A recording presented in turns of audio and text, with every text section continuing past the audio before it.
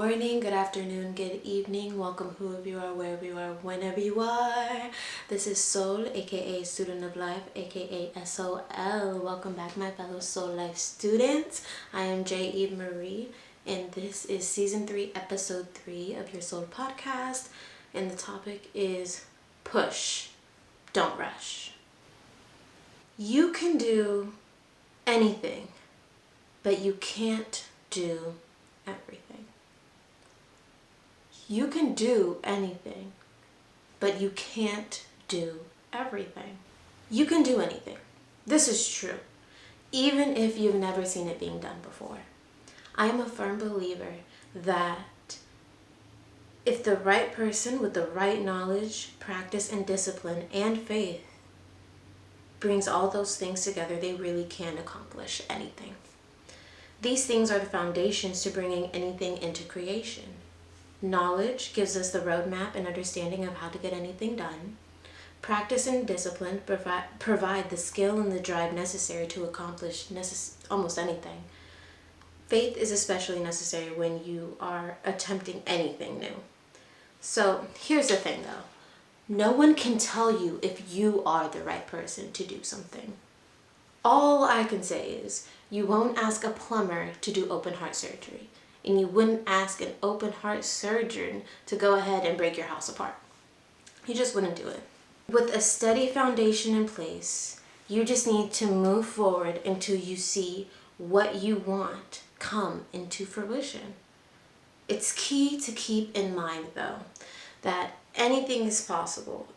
But even though everything is possible, we are all allotted 24 hours in a day. I'm going to say that again. It is key to keep in mind that even though anything is possible, we are all allotted 24 hours in a day. So why are we saying this? It's because we're humans. This being said, we need to take care of ourselves properly.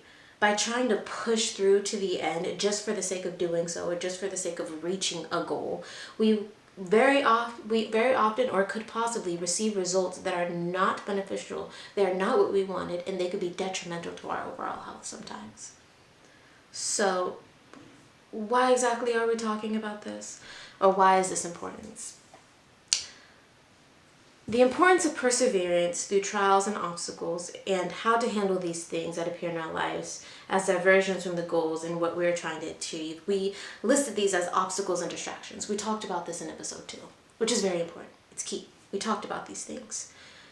Yet and still, other times, other than these, the want to change our outside circumstances or just to reach that point where we have accomplished that thing can be so intense that it has the opposite effect. Instead of getting distracted and overwhelmed, sometimes we get so motivated to change that thing. We put all of our focus and our efforts and our energy into this change that it's all we can see. Straight tunnel vision. And in some cases, this could be very, very helpful. Yet not in all.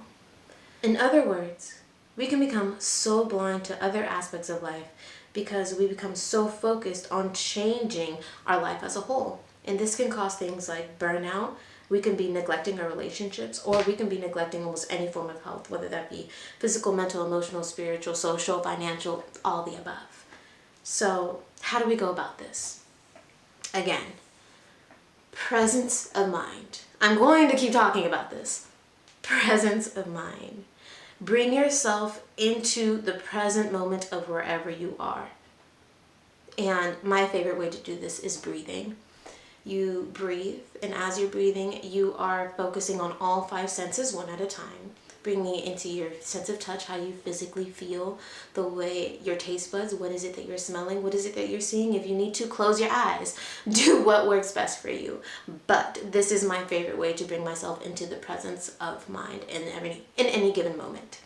Once you have settled yourself into the present moment, it is important that you do an assessment. And this is a priority assessment.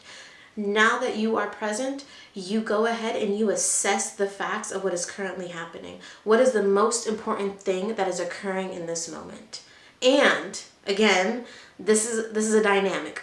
The priority assessment is a dynamic. We are comparing two things. What is the importance of what is happening in this moment?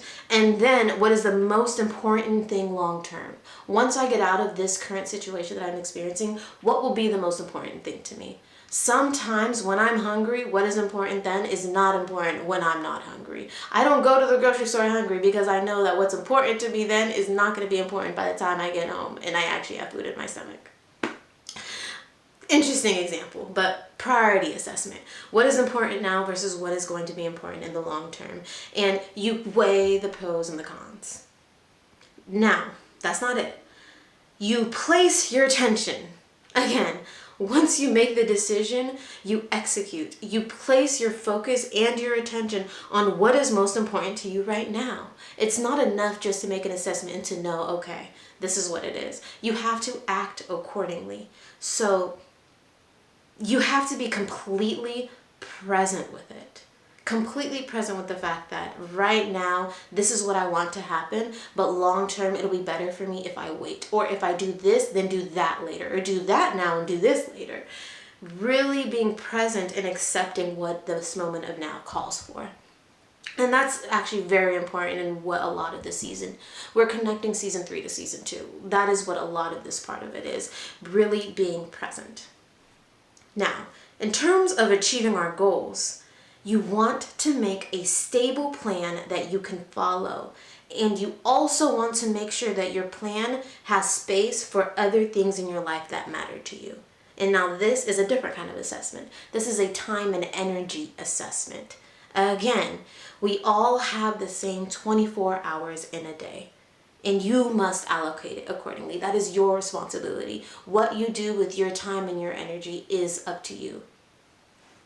Now, when things come up that can't be avoided, don't be afraid to make the necessary changes so that things in your life can flow smoothly. This would go back to episode 2 when we're talking about obstacles. Do not be afraid to make the necessary changes to the plan. This is how you perfect the plan. Episode 1. We're tying it all together, guys. So, remember, push, okay, but don't rush. Push, but don't rush. Do things one step at a time, and you'll get there.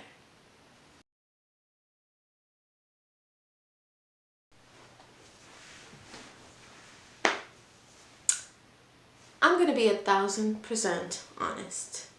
I'm a rusher. I am the kind of person who works best under pressure, so they wait last minute to get anything done. It took me a long time. I've been working on it for like the last 5-ish to 7 years, but I am that person who I thought performed best under pressure. And let me say this. I'm the kind of person who performs best under the pressure that I place myself under. But if you want to put me under pressure, it depends. What's the reward? If you're just pressuring me just to pressure me, I don't know how comfortable that'll make me.